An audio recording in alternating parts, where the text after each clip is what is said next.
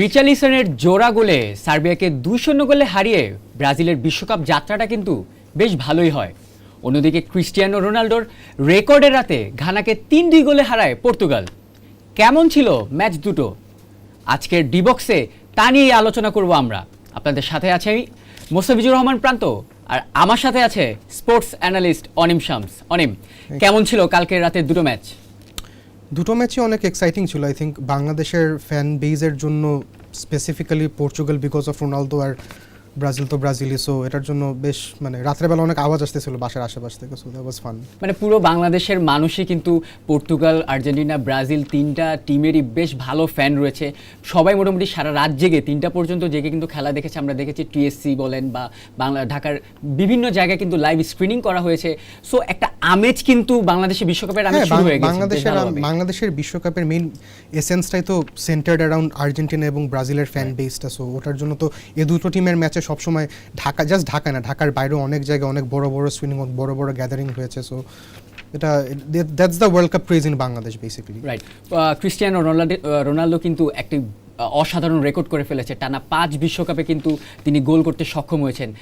কি বলবেন রোনাল্ডোর পারফরমেন্স নিয়ে? আই থিঙ্ক রোনালদোর পারফরমেন্সের থেকে রোনালদোর স্কোর করাটা নিয়ে কথা বলার উচিত বেশি, বিকজ আই ডোন্ট থিঙ্ক যে এই পুরো সিজনে এখন পর্যন্ত সে এখনও রোনালদোর মতো পারফর্ম করতে পেরেছে, for whatever reason that may B.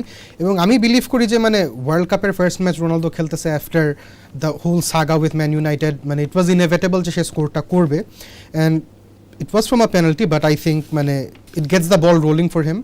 And some players like this, like Ronaldo, strikers যারা একটু আন্ডার দ্য কশ আছে, একটু আউট অফ ফর্ম আছে পার সে, তো ওদের জন্য এরকম একটা বড় টুর্নামেন্টের শুরুতে একটা having a goal under their belt, it's a huge thing for them. And Portugal would love it as well, যে ওদের ট্যালিসম্যান স্কোর করেছে leading from the front, so এই বিষয়গুলো আছে ডেফিনেটলি। আর ব্রুনো ফার্নান্দেজকে নিয়ে যদি আমি কিছু বলতে বলি, দুটো অ্যাসিস্টই কিন্তু ব্রুনোর ছিল। হ্যাঁ, ব্রুনো আই থিঙ্ক যেটা ছিল যে ইনিশিয়ালি অ্যাটলিস্ট ফার্স্ট 50-60 মিনিটস পর্যন্ত Bruno was kind of playing a bit ডিপার।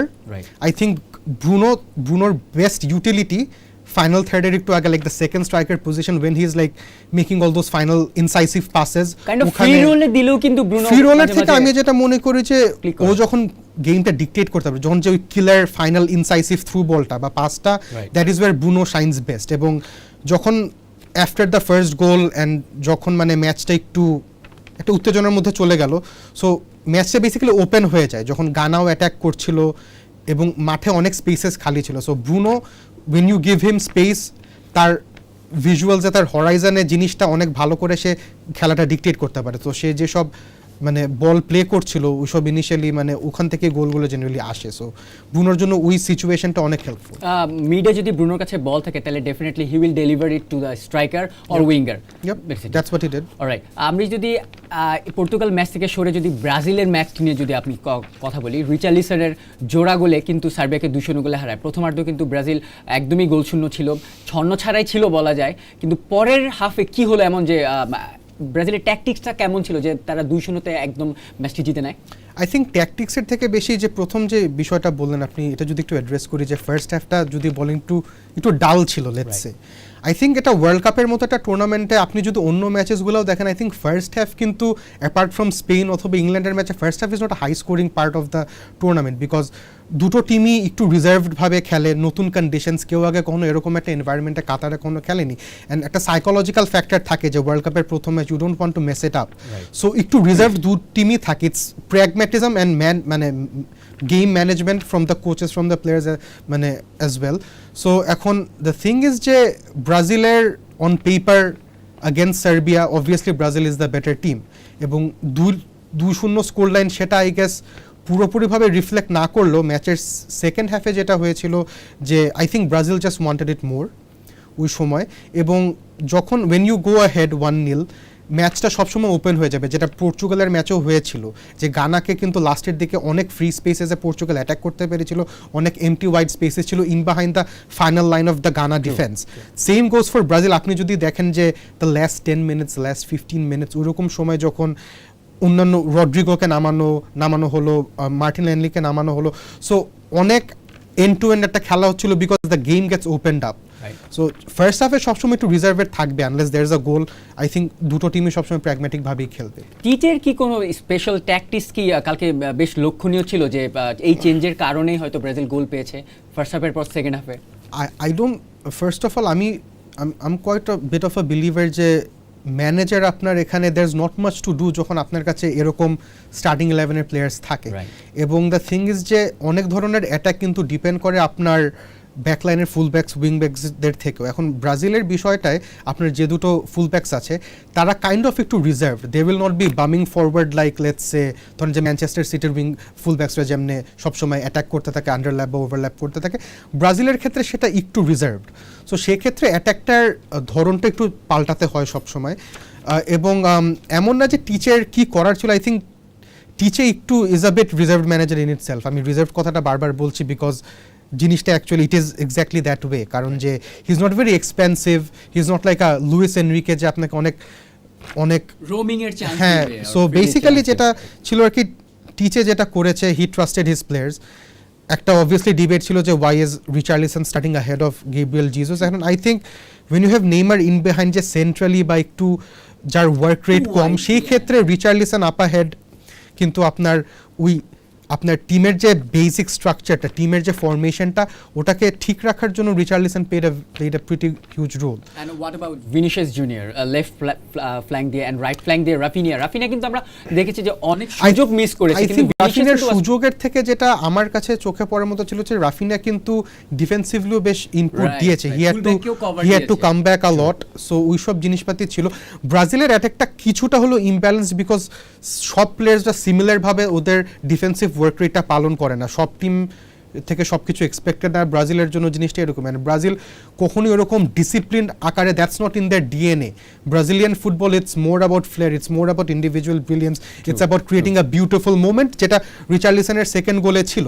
বোঝা গিয়েছে যে পেলের মতো একটা গোল কিন্তু তিনি করেছেন, পেলেও কিন্তু বাইসাইকেল কিকে দিয়েছেন, রিচার্লিসনও কিন্তু বাইসাইকেল কিকেই তার world cup goal kind of বলতে পারেন বাইসাইকেল কিক, বাট যেটা ছিল আর কি, যেটা বলছিলাম যে individual brilliance and flair.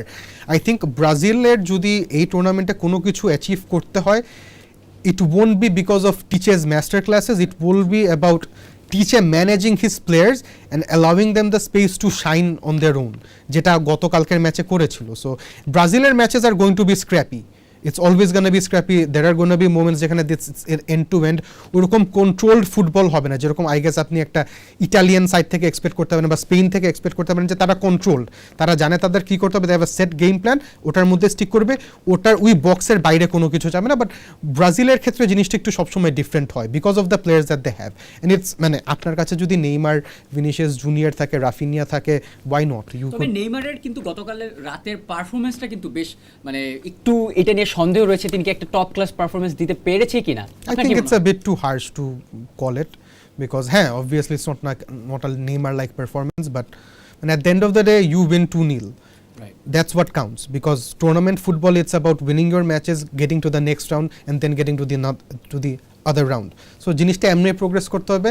I think ball playing এর ক্ষেত্রে ব্রাজিলের কালকে ক্যাজামিরো ওয়াজ অ্যাবসলিউটলি এক্সেপশনাল, যে ডিপ লাইন একটা অ্যান্ড্রে পিয়ারলো লাইক পারফরমেন্স ছিল। ডিপ লাইন থেকে সে অনেকগুলো ইনসাইসিভ প্যাসেস, অনেকগুলো লং বলস, এক পাসে সে পুরা সার্বিয়ান মিডফিল্ডকে নাল অ্যান্ড ভয়েড করে দিয়েছিল। আই থিঙ্ক নেইমারের অ্যাবসেন্স যদি বলেন, ওটা কাইন্ড অফ ক্যাজামিরোর বল প্লেইং এবিলিটিস ওটা একটু ধামাচাপা দিয়ে দিয়েছিল because it was absolutely exceptional. ব্রাজিলের কোচ টিচে অ্যান্ড যদি পর্তুগালের কোচ ফার্নান্দো স্যান্টোসের কথা বলি, দুজনের প্লেইং স্টাইল কিরকম ডিফারেন্স আপনি দেখেন? আই থিঙ্ক একদিক থেকে যদি বলেন একদম বেসিক কথা ইন লেমেন্স টার্মস, তাদের চিন্তাধারা বা তাদের সেট আপ আই গেস একটু ওল্ড স্কুল। আপনি ওরকম মডার্ন ডে মানে ম্যানেজার্সদের মতো লাইক টেন হ্যাগ ওরা গার্ডিওলা, যারা অনেক এক্সপেন্সিভ ফুটবল খেলে, অনেক টেকনিক্যাল ফুটবল খেলে। পর্তুগাল এবং ব্রাজিলের মধ্যে ওই জিনিসটা আই গেস নেই। ওদের টেকনিক্যালিটিস, ওদের ইন্ডিভিজুয়াল প্লেয়ার্সদের এবিলিটিস থেকে আসে। It's not a tactical set up যে ভাই এ সাইড দিয়ে যাবো ওই সাইড দিয়ে দৌড়াবো, ইটস নট লাইক দ্যাট। এটা অনেকটা ইন্ডিভিজুয়ালিস্টিক অ্যাপ্রোচে হয়ে থাকে। সো এই সিমিলারিটিটা আছে। এবং tournament football is nothing like this যে আপনার সবসময় you have to play the best brand of football. It's about winning certain moments in a game, যেরকম ফার্স্ট 45 মিনিটস সবাই একটু সেন্সিবলি, একটু প্র্যাগম্যাটিকভাবে খেলে, they do not go all out. হয়তো ম্যাচের কোনো একটা পয়েন্টে দে ফিল যে right now is the time to go all out attack and just take the game by the scruff of its neck.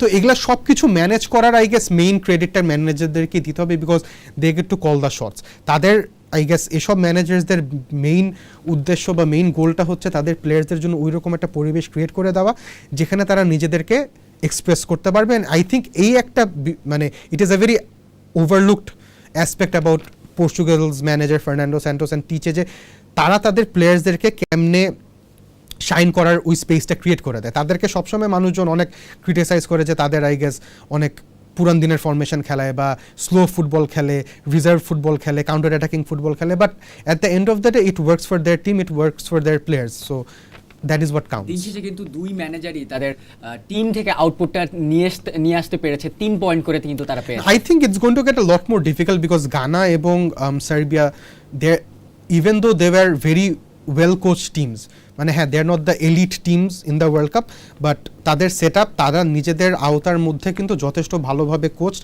Well set একটা team, well ড্রিলড একটা team.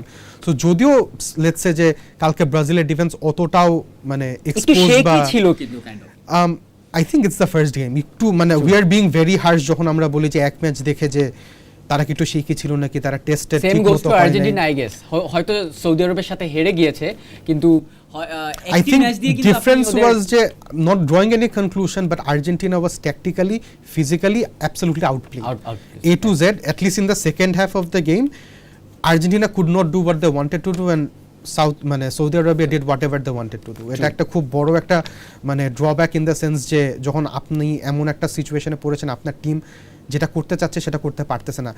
এটা কিন্তু আবার ব্রাজিল পর্তুগালের ক্ষেত্রে ছিল না। আপনার মনে হতে পারে যে হয়তো একটা 90 মিনিটের ম্যাচের 10-15 মিনিটের একটা স্প্যান ছিল যেখানে পর্তুগাল বা Brazil were a bit under the cosh, but doesn't matter because দুটো টিমই খেলতে এসেছে। There will be moments like this, at the end of the day who comes out on top is the fact that we're worried about, and Argentina did not come out on top. Right, Portugal আর Brazil নিয়ে তো অনেক কথাই বললাম। আজকে রাতে কিন্তু আরেকটি বড় ম্যাচ রয়েছে, ইংল্যান্ড ভার্সেস ইউএসএ।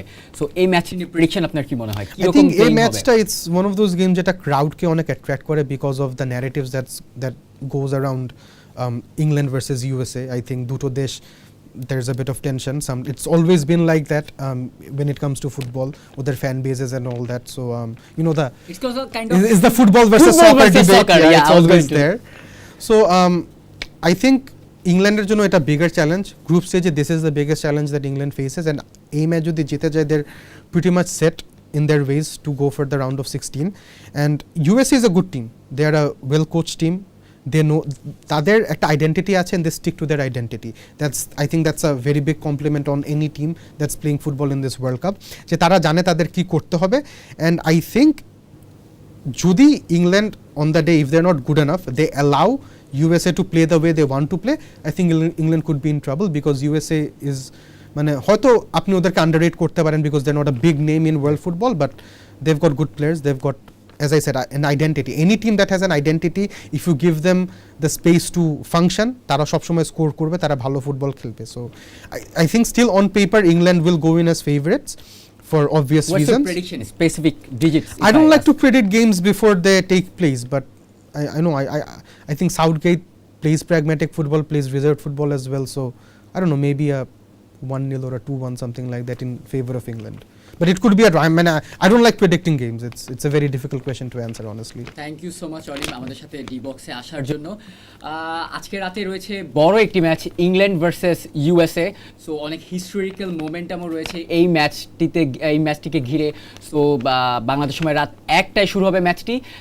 অবশ্যই সবাই চোখ রাখবে এই ম্যাচটির দিকে, ফুটবল প্রেমীরা স্পেসিফিকলি। আজ ডি বক্স এখানে শেষ করছি, দেখা হবে আগামীতে।